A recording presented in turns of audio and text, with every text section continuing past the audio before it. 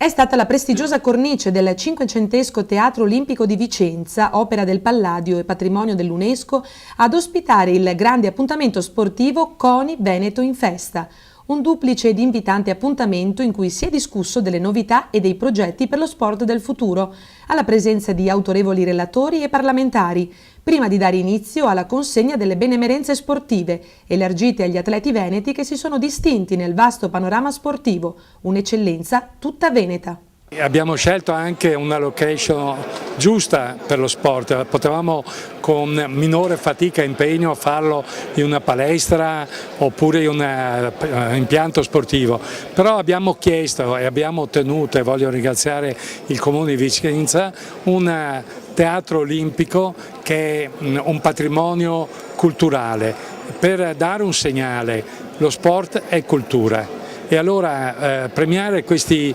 dirigenti che si sono commossi, li ho visti commossi perché consegniamo una semplice medaglia d'oro, va bene, si sono commossi. Questo era perché lo sport è veramente impegno, cultura, passione, far bene il loro lavoro. Poi sono arrivati qui anche molti atleti under 21 che hanno conquistato medaglie a tutti i livelli. Sotto l'autorevole regia del conduttore, il giornalista di Rai 3 Luca Ginetto, sul palco con il segretario generale del CONI nazionale Roberto Fabbricini sono saliti i relatori per approfondire il tema della tavola rotonda. Lo sport in Parlamento, novità e progetti per lo sport italiano. Tema trattato dall'europarlamentare Lara Comi, dell'onorevole Daniela Sbrollini e dal presidente nazionale di AICS, l'onorevole Bruno Molea,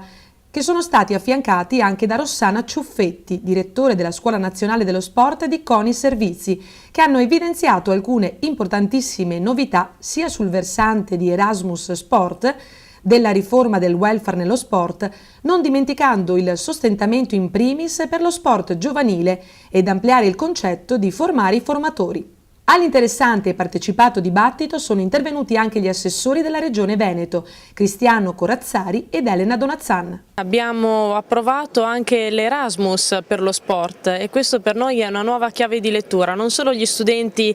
gireranno l'Europa per motivi di studio e quindi impareranno il latino, l'italiano, l'inglese, materie scientifiche, ma anche tramite lo sport. Abbiamo preso spunto dagli Stati Uniti, dove a volte in quel caso lo sport prevale rispetto allo studio. Bisogna avere un giusto equilibrio. Diciamo che in Italia per noi lo sport è importante, forse vanno valorizzati degli sport minori che potrebbero darci grandi soddisfazioni in previsione delle Olimpiadi. È un momento molto importante, prima di tutto perché è la festa dello sport oggi a livello regionale, quindi premiamo dei grandissimi atleti, visto anche i risultati importanti che questa regione e questa città continua fortunatamente a dare al nostro paese. E poi è un momento anche per fare un po' il bilancio e raccontare quello che concretamente stiamo facendo a livello istituzionale. Io sono impegnata in questo momento in diverse proposte di legge, una che ha già iniziato l'iter all'interno delle commissioni competenti, che riguarda proprio, è una piccola riforma dello sport che poi sarà assunta, speriamo prima dell'estate, dallo stesso governo. Un'occasione unica questa, un momento in cui si premiano degli atleti, poter affrontare argomenti come questo è sicuramente il momento migliore. Sport e Parlamento, la politica io credo sia funzionale allo sport, non deve stare nello sport assolutamente dal mio punto di vista, lo dico da uomo di sport, ma deve essere funzionale affinché lo sport possa avere opportunità, possa avere sviluppo e possa avere concretezza nel futuro per dare ai giovani